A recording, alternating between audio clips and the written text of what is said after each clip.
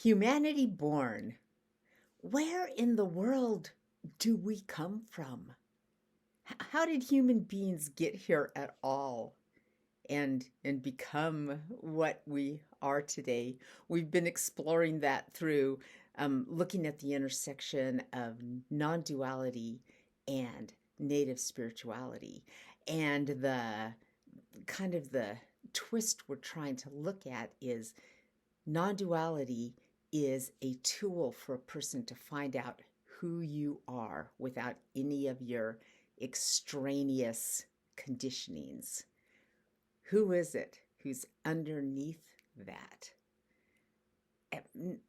Even unaffected by all these extraneous conditionings. And we find out that who we are is this exact same essence that native wisdom is always nurturing. So these two things are very much the same. It's not like two belief systems that believe in the same thing.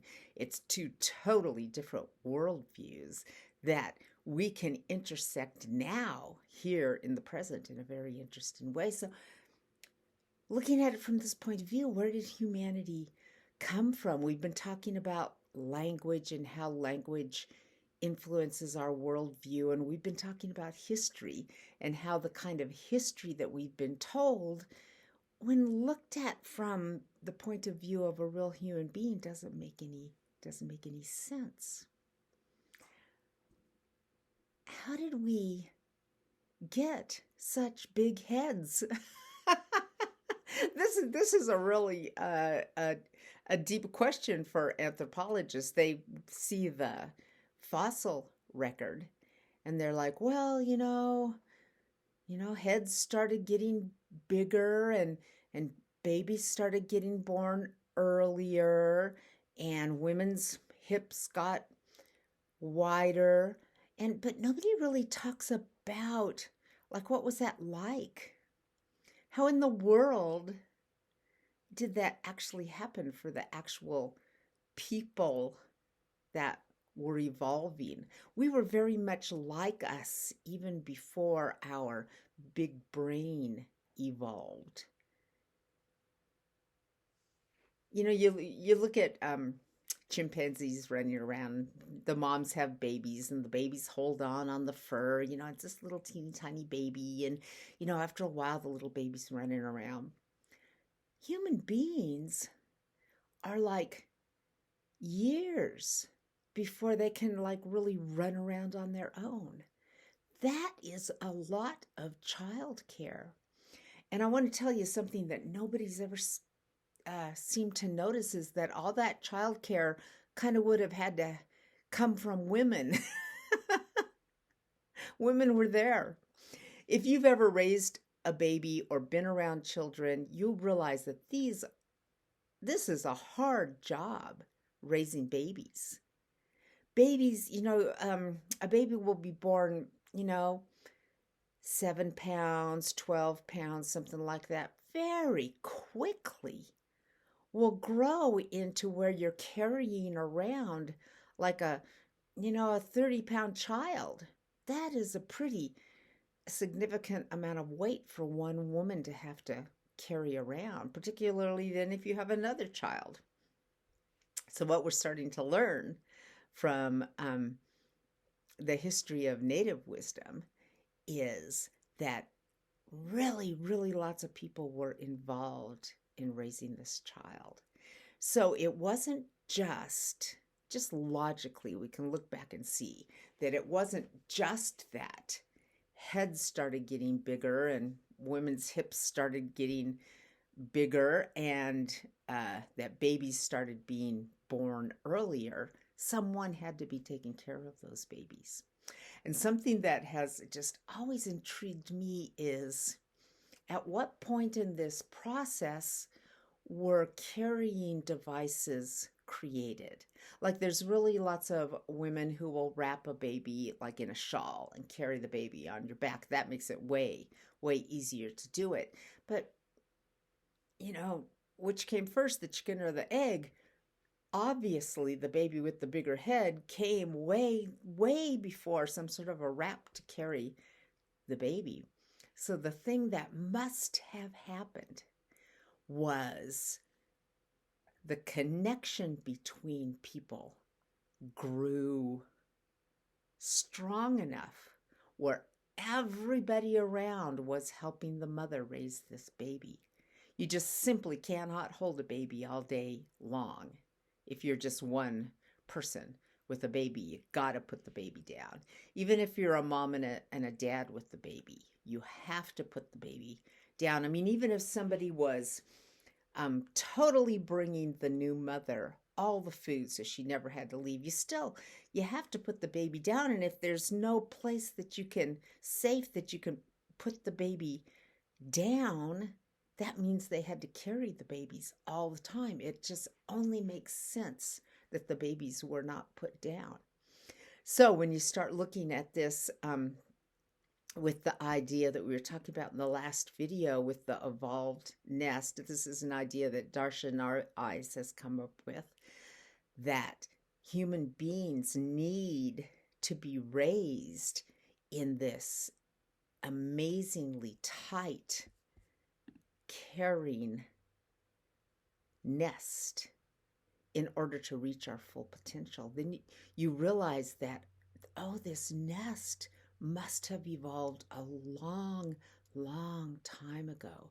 And then you can get a sense of how integral being held as an infant is to creating fully functioning, strong adults, because everything is connected. You just don't get little pieces of evolution and humanity coming in together. So, I mean, it must have been hundreds of thousands of years ago, maybe even 1,000,000 years ago, that cooperation between human beings started evolving to the point where the babies could be held more and more by more and more people. I read one book. These guys were very, very certain about their science that said human beings are the only animal that actually shares food. Lots of species, a mother will bring food to, a baby, but then once the baby grows up, that's it. But human beings are the only ones that actually will bring food back to the whole tribe and share it with everyone. That is an amazing leap of cooperation. And that is you and me. That is so in-baked into who we are. Like, even just think so many of our moral teachings, like that you'd give a child, like, if you're going to divide a cookie, the person who divides the cookie in half then offers the cookie to the other person to choose. Do they want the bigger half or the littler half? That's just kind of like basic human morality, right? You don't divide it in half and then take the big half and give the little half to your brother. Nobody's allowed to do that anywhere. We're taught this cooperation right from the very beginning. Also, you'll notice that as adults, the more you cooperate and give, the more solid and real you feel. It feels good to give because that is how we are baked. That is our main ingredient with each other. So we need to start seeing ourselves this way instead of seeing ourselves as a horrible creature that destroys everything and creates war. This recent history is just such a little flash in the pan, an accidental insanity that has overcome people. So what we're trying to do with non-duality is come back to sanity. Drop the insane part of yourself, this idea that you are an individual person. This is a thing that has happened very recently, and this is what non-duality is working at dropping. Who are you inside? What is the real you, like you're the one who is driving the car of yourself. All this other stuff is just added on, not necessary. That's why non-duality teachings, so much, it's like there's you are not your thoughts. That's what the not to means. This this thought process that seems to dominate your head is not you. Also, another way to look at non-duality is telling us that something is wrong with the way our brains work. And so we get, instead of having a relaxed brain that just fits into reality, we have a mind that's constantly chewing, trying to understand, because we're based on kind of this basic lie that's not really working for us. So we need to step back and go, wait a minute, that is not me. This confusion is not me. So looking at it from the point of view of the native worldview gives us a real idea of what this natural human being was like. And also, I have a bunch of books on my website to go take a look at.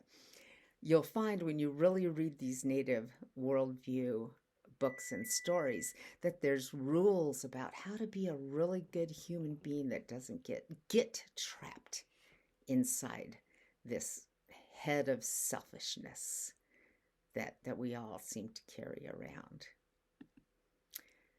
So put yourself in this frame of this deep history of the cooperative, awake humanity.